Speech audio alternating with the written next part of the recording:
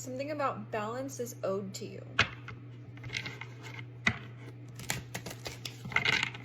I'm also feeling like there's something about your patience. I'm hearing patience is a virtue, and that what goes around comes around. What goes around comes around. You know what I feel? Because in this Justice card, she's holding these scales, and one is a feather and one is a heart.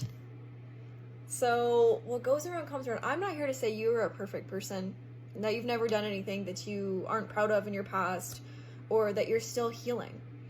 But like the overall energy that you've given out into this world, it's coming back to you.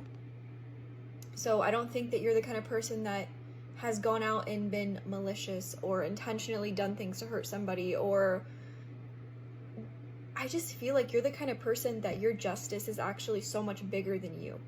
It's bigger than you can comprehend. I think that, you know, what I also feel is that the amount of love that you've poured into other people, or that you've literally just been in this life and it like not come back to you in the ways you expected, I'm feeling like that's that's the point. It wasn't meant to come back in these small subtle ways. I'm getting it was supposed to come in like a wave. I'm hearing a wave of abundance. There's so many things that have been like piling up in your karmic like redistribution. There's something about like it's been piling up to the point that the way it's going to come in, it's going to feel like a flood of blessings. And you know what? It's you found purpose and meaning and appreciation for the blessings in the smallest of moments. So that's why it's going to be this wave, because you're actually going to appreciate it. You're actually going to see it for what it's presented to you as, which is literal justice. So whether that be a whole entire new life is presented to you, you've created a whole entire new career that's about to like take off, you received the love of your life. These things are your justice. And it's not like, oh, you just got lucky. This was actually what you have given out to the world, and it's coming back. It's that balance. You know what I mean? Like you've created this internal balance that's allowing these things to come into your life in ways that you can't even predict. You can't even expect. You don't even know the way that your soul is going to feel so proud of yourself for not giving up when you didn't see things happening for you, not believing in the worst consistently. I'm not saying that you don't have doubts and that you haven't sat there and been like, when is it my turn? When will I finally receive love? When will I do this? I'm not saying that you've never felt that way, but I don't think you fall victim to that. You don't fall victim to why me. You rise into, no, why would it not be me?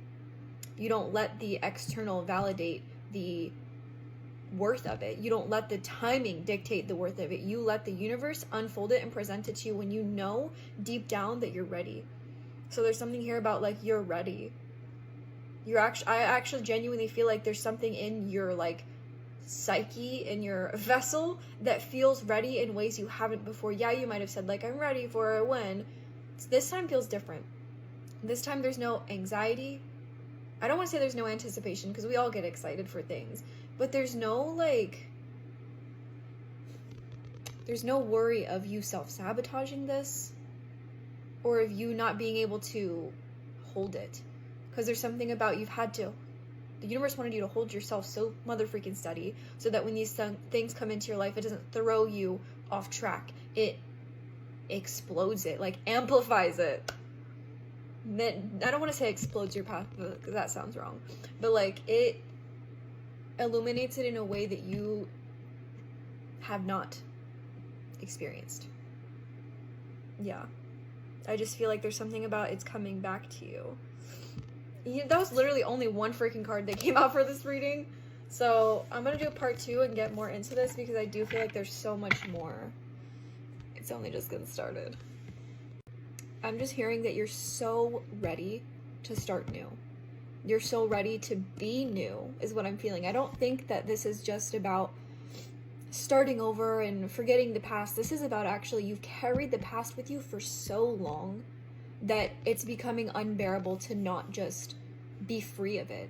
You know what I mean? Like I think that there was so much purpose, and how long you've been carrying this, how long you've been feeling this and purging from this and crying and feeling. I'm getting, you almost felt chained to your past. I'm almost hearing like the chains are breaking. The Hanged Man right here. I feel like you're going through like a massive death and rebirth cycle right now. And it feels very confronting.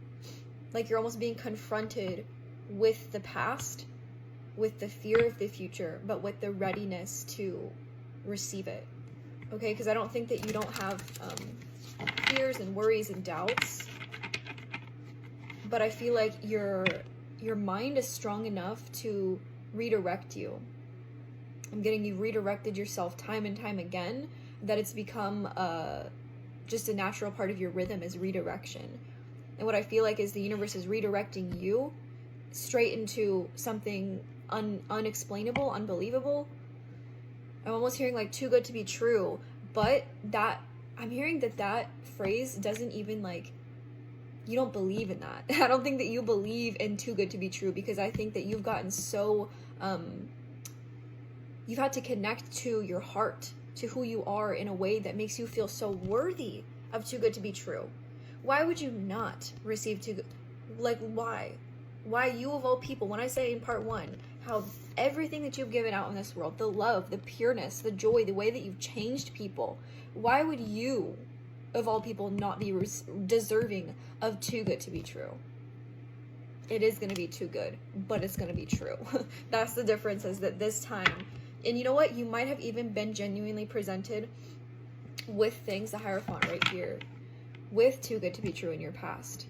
But you learned from that. You took wisdom from that. You didn't let your past define your future. You didn't let this heartache be the rest of your life. You didn't say, oh, because I had my heart broken, I was traumatized by this person, that's going to be only what I experienced. No. I'm getting you took matters into your own hands and healed. And you didn't just heal. I'm getting generational. I'm hearing generational trauma. I'm also hearing generational wealth. So you could be somebody that's very creative, or you're doing something, or like some sort of blessing that's going to come into your life that's going to be so life-changing, stabilizing.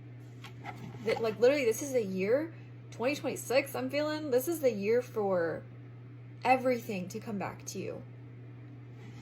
And it's not because you're begging for it, it's because you're finally embodied enough to receive it. And, you know, I'm not saying that you weren't deserving of it before, but there's something about right now, like I said, you're just ready for it. Because there's no more resistance.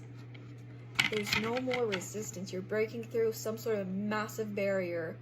Maybe you've even had some sort of like major epiphany of like what's been actually preventing you, what's been blocking you. And I'm literally seeing somebody just like completely taking away that barrier and walking right through it and seeing that it was always right there. These blessings were always within you. They were never, oh, it's over this. No, it just, I'm hearing you had to feel through it. Yeah.